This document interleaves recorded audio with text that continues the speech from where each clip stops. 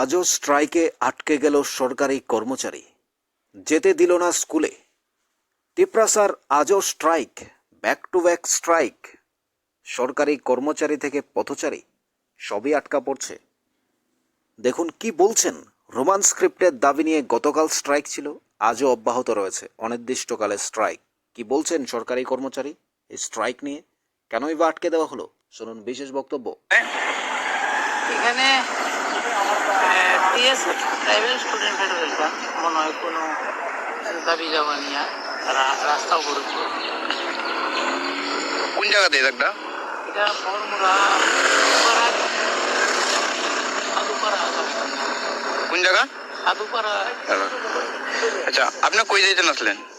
আমি তেলিয়ামুড়া কল্যাণপুর স্কুলে চাকরি করি। আপনার নাম? আমার নাম পরিমল দে। কোন বিষয়ের টিচার আপনি?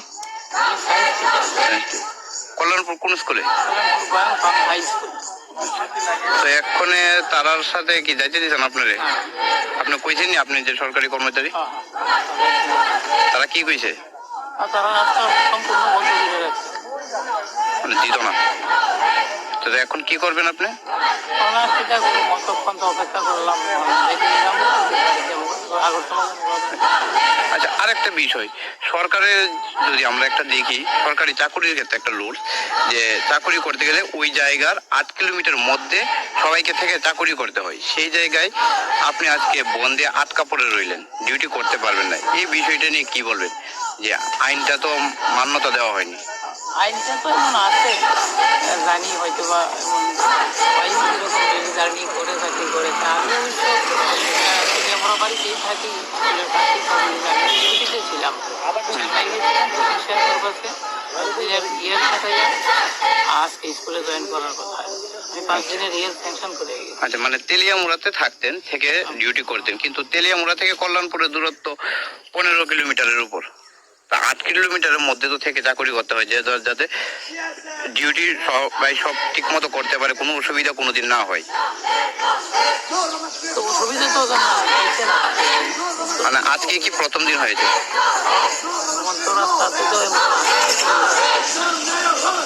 ঠিক আছে, শুনলেন সেই বক্তব্য, যে বক্তব্য তুলে ধরেছেন শিক্ষক, সরকারি কর্মচারী স্কুলে যেতে পারেননি, অর্থাৎ স্কুলে যেতেই বাধা, আটকে দিল তিপ্রাসা ছাত্র ফেডারেশন টিএসএফ। রাজ্য জুড়ে আন্দোলন অব্যাহত রয়েছে, স্ট্রাইক অব্যাহত রয়েছে, অর্থাৎ অনির্দিষ্টকালীন রোমান স্ক্রিপ্টের দাবি। কি বলবেন? গতকাল ছিল প্রথম দিন, আজ 22শে মার্চ দ্বিতীয় দিনের স্ট্রাইক অব্যাহত, আন্দোলন অব্যাহত, রোমান স্ক্রিপ্টের দাবি রাজ্য জুড়ে।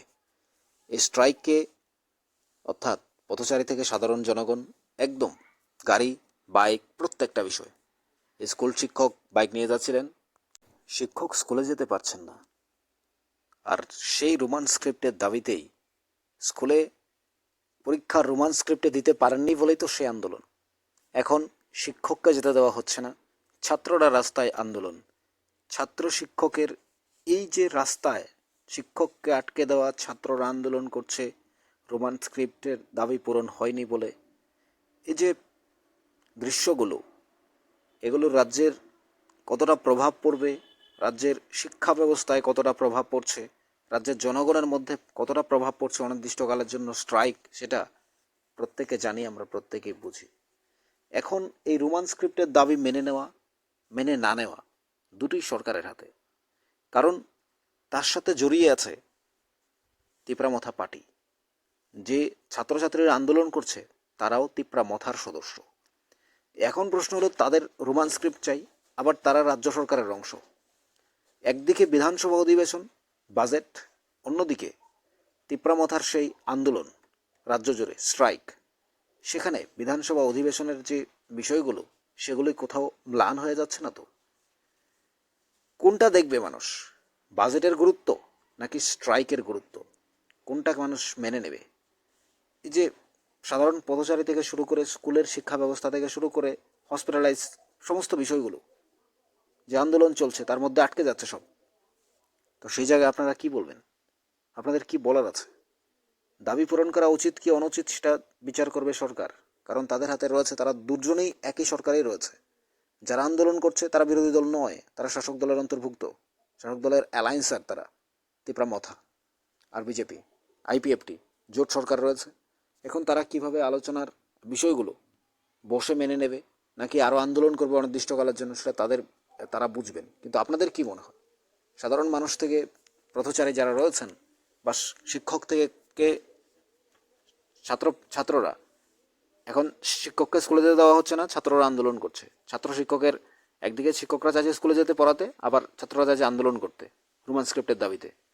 এই বিষয়গুলো নিয়ে আপনারা কী ভাবছেন জানাবেন কমেন্টস বক্সে। থাকুন নিউজ ত্রিপুরা 1 চ্যানেলের সাথে। চ্যানেলটিকে সাবস্ক্রাইব করুন প্রতিটি আপডেট পেতে।